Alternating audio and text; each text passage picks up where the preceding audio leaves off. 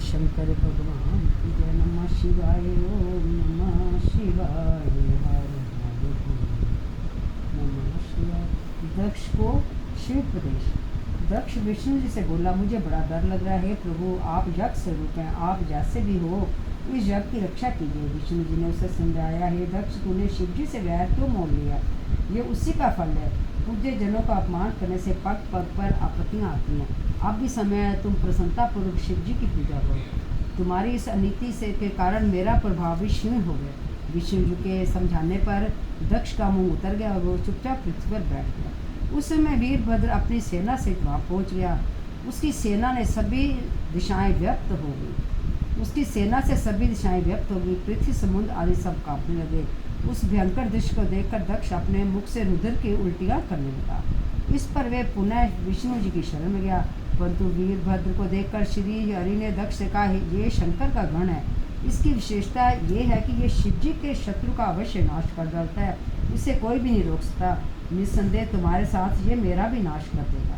शिव जी की आज्ञा के बिना जो तुम्हारे यज्ञ में पधारा हूँ, इस कारण मुझे भी डर लगने लगा। इसको रोकने की शक्ति मुझ में नहीं है। मेरे सुदर्शन चक्र का इस पर कोई प्रभाव नहीं है। यदि हम यहाँ से भागे भी तो वीरभद्र अपने आकर्षण से हमें खींच लेगा। इसके शस्त्रों की गति आकाश, पाताल, पृथ्वी सब जगह एक जैसी है। विष्णु जी अभी ये कह ही रहे थे कि वीरभद्र अपनी सेना सहित याग मंडप में प्रवेश कर। वीरभद्र के आने पर इंद्र ने विष्णु आदि का परिहास करके उससे युद्ध प्रारंभ कर दिया। इंद्र शिव गणों के साथ घोर संग्राम कर रहा था। भृगु जी ने दक्ष के संतोष के लिए शिव गणों का उच्चाटन कर दिया। इससे भूत, पिशाच, प्रेत आदि पराजित होकर भाग गए। इसे देखकर महापराक्रमी वीरभद्र ने उनसे युद्ध किया और देवताओं को त्रिशूल से घायल कर दिया। वीरभद्र ने इंद्र आदि देवताओं को ही पराजित कर दिया और कहने लगा, इसका परिणाम तुम्हें भोगना पड़ेगा। वीरभद्र ने भगवान शंकर का नाम लेकर विष्णु के वक्ष स्थल में त्रिशूल से प्रहार किया। इससे विष्णु मूर्छित होकर पृथ्वी पर गिर पड़े। फिर उठकर अपने चक्र से वीरभद्र पर प्रहार किया, परंतु वीरभद्र ने अपने अद्भुत तेज से चक्र को प्रभावहीन कर दिया और विष्णु जी का हाथ वहीं रुक गया। इस पर जगाती मंत्रों द्वारा विष्णु का स्तंभन दूर किया। विष्णु ने अब की बार अपना शांग धनुष उठाया। वीरभद्र ने उसके भी टुकड़े टुकड़े कर दिए। इस पर विष्णु भगवान अंतर ध्यान हो गए और अपने लोक में चले गए। उनके जाने पर वीरभद्र ने यज्ञ भगवान को पकड़ा और उनका सिर धड़ से अलग कर दिया। प्रजापति, धर्म, कश्यप आदि मुनियों को पकड़कर वीरभद्र ने उनको लातों से मारा। सरस्वती जी की भी उसने अपने नाखूनों से नाक काटा दी। मणिभद्र नामक प्रतापी गणों ने भी भृगु की छाती पर पैर रखकर उनकी दाढ़ी उखाड़ ली, उषा के दांत उखाड़ लिए। दक्ष डरकर यज्ञ की वेदी के अंदर घुस गया और उसे पकड़कर वीरभद्र ने उसका सिर हाथ से पकड़कर मोड़ डाला और सिर को उखाड़कर यज्ञ के कुंड में डाल दिया। शिव जी ने प्रसन्न होकर कुंड में डाल दिया और कैलाश में पहुंच गया। शिव जी ने प्रसन्न होकर उसे अपने गणों का नायक बना दिया। वीरभद्र के द्वारा दक्ष के यज्ञ का विध्वंस हो जाने पर देवताओं ने दुखित होकर ब्रह्मा जी को ये समाचार सुनाया।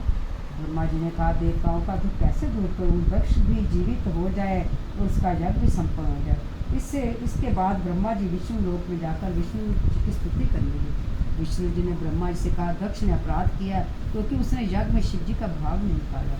हम सब देवता भी अपराधी हैं क्योंकि हमने भी बिना शिव जी की आज्ञा से उस यज्ञ में भाग लिया।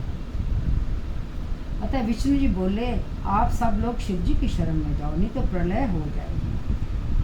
और सब वो फिर कैलाश पर पहुँचे और महाशंकर भगवान की स्तुति करने लगे। दया सिंधु परमेश्वर, आपकी कृपा से के बिना हम नष्ट भ्रष्ट हो गए।